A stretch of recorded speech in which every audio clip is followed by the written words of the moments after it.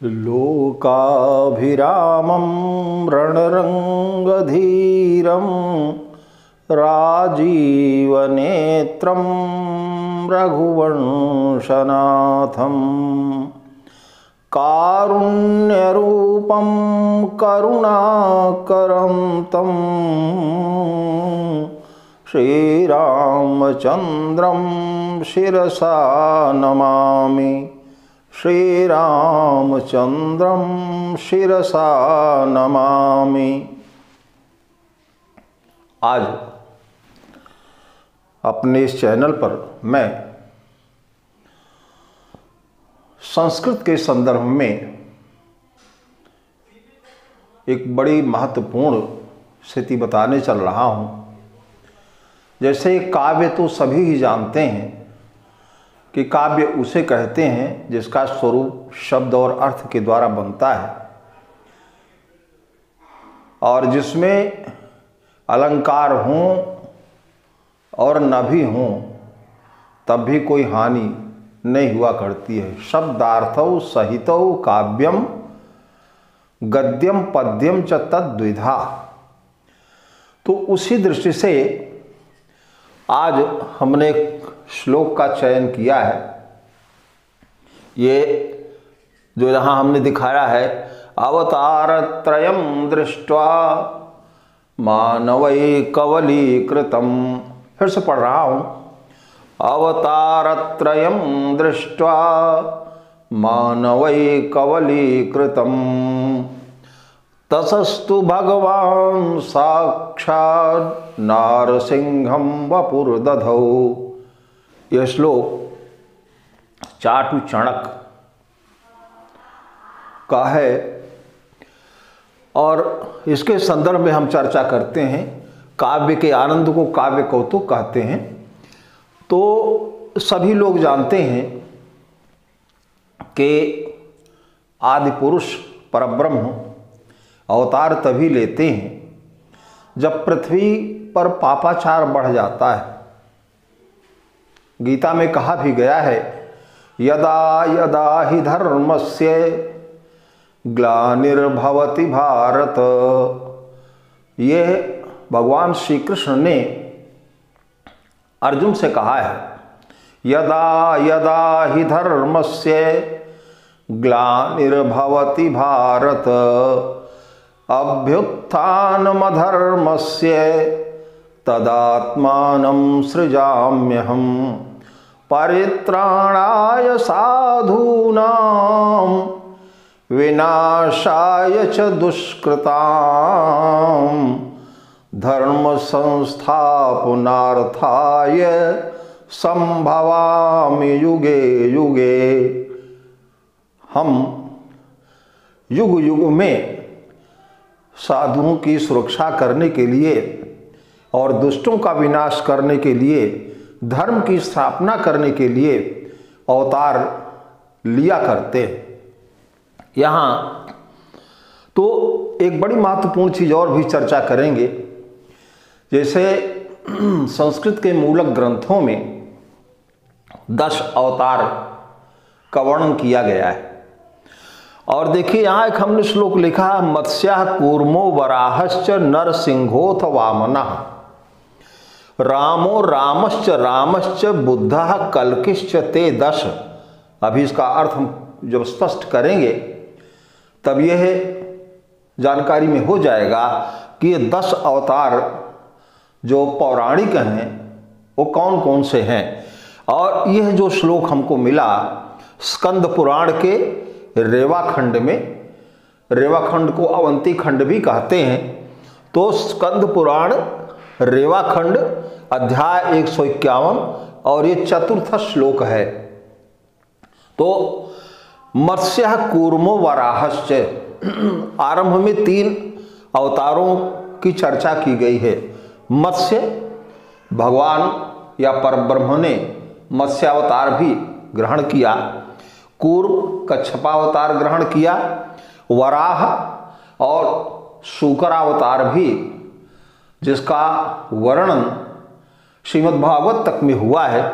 और नरसिंह अवतार हुआ और वामनावतार हुआ राम भगवान श्री रामचंद्र का, और रामश्च परशुराम जी का, और रामश्च बलराम जी का, बुद्ध का और कल्कि का अवतार ही हुआ है, और उनकी संख्या ये 10 हुआ करती है। तो एक श्लोक में हमने जो लिखा है, अवतारत्रयं दृष्ट्वा मानवैः कवलीकृतं ततस्तु भगवान साक्षात् नारसिंहं वपुर्दधौ, कि भगवान ने साक्षात रूप में, प्रकट रूप में नरसिंह का वपुर दधौ शरीर धारण किया। फिर से देखिएगा कि भगवान ने या परब्रह्म ने साक्षात रूप में नरसिंह का शरीर धारण किया। क्यों धारण किया? तो अभी हमने जो चर्चा किया तो उसमें है कि धर्म संस्थापनार्थाय संभवामि युगे युगे, परित्राणाय साधूनां विनाशाय च दुष्कृताम, धर्म संस्थापनार्थाय संभवामि युगे युगे। लेकिन ये देखिए यहाँ पर जो ये मुख्य बिंदु है काव्य कौतुकम। काव्य कौतुक माने आनंद, तो काव्य में आनंद कैसे मिले उस वस्तु को यहाँ पर दर्शाया गया है। अवतारत्रयं दृष्ट्वा, कि अवतारत्रय को देख करके, अवतारत्रय कौन है? तो मत्स्यावतार, कूर्मावतार और वराहावतार, और इन तीनों का मनुष्य भक्षण करने लगे। मनुष्य का शरीर मांस खाने के लिए नहीं है, लेकिन पहले भी था, आज भी है, आगे भी रहेगा। तो मत्स्य, मछली को भी लोग खाते हैं, और कूर्म कच्छप को भी खाते हैं, और वराह शूकर को भी खाते हैं। जबकि ये 3 अवतार हो गए तो मनुष्यों को इन 3 का भक्षण करना छोड़ ही देना चाहिए। ये तीनों सर्वथा त्याज्य हैं। लेकिन भगवान ने क्या देखा कि मानवैः कवलीकृतम, ये 3 अवतार आरंभ में मत्स्य, कूर्म और वराह, इनका मनुष्य जो है कवल बना रहा है, इनको खाता जा रहा है। इसलिए भगवान विष्णु ने क्या किया? ततस्तु, उसके बाद जब ये चिंतन किया भगवान ने कि तीनों अवतार हमने ग्रहण किया, तो कम से कम इन 3 जीवों का भक्षण करना मनुष्य बंद कर देता। न तो मत्स्य का भक्षण करता, न कूर्म का करता, और न वराह का करता। लेकिन इन अवतार त्रय को देख करके भी जब लोगों ने उनका कवल बनाना शुरू कर दिया, मछली को खाना प्रारंभ कर दिया, कच्छप को भी खाना आरंभ कर दिया, और वराह को भी खाना प्रारंभ कर दिया, तो भगवान चिंतित हुए। अभी अपनी अपनी कल्पना है, कभी लोग अपने अपने अनुसार वर्णन किया करते हैं। तो भगवान ने अवतार नरसिंह का क्यों धारण किया? उसका एक हेतु है कि हम अब न नर रहेंगे और न सिंह रहेंगे। इस प्रकार से नरसिंह का हमारा अवतार होगा, तब लोग डर जाएंगे और इन तीनों का भक्षण करना छोड़ देंगे।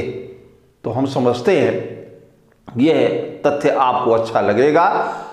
फिर से चर्चा करता हूं कि यद्यपि शास्त्रों में, पुराणों में या महाभारत आदि में यही आया है, और कृष्ण जी का वाक्य है, कोई सामान्य का नहीं।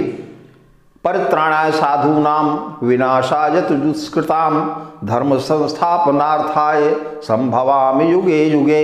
लेकिन नरसिंहावतार भगवान ने क्यों धारण किया? उसका यही हेतु है, उसका यही एक कारण है कि जब लोगों ने मत्स्य, कूर्म और वराह इन तीनों का भक्षण करना प्रारंभ कर दिया, कि यद्यपि ये अवतार के रूप में भगवान विष्णु आदि पुरुष इनके शरीर में प्रविष्ट हुए, तो कम से कम मनुष्य को इन 3 को तो छोड़ देना ही चाहिए। लेकिन जब खाने लगे तो इसीलिए भगवान विष्णु ने क्या किया? नरसिंह का अवतार धारण कर लिया। नारसिंहम वपुर दधौ, नरसिंह का, नरसिंह का, नरसिंहस्य इदम नारसिंहम। वपु शब्द जो है, वपुः, वपुषी, वपुंसी, ये नपुंसक लिंग है, इसलिए यहां पर नारसिंहम शब्द का प्रयोग हुआ। फिर से एक बार देखिएगा, अवतारत्रयम् दृष्ट्वा मानवै कवलीकृतम। मानवों के द्वारा अवतार त्रय को कवल करते हुए देख करके भगवान ने साक्षात रूप में नरसिंह का शरीर धारण कर लिया। हमको लगता है इसमें आपको जरूर आनंद आएगा।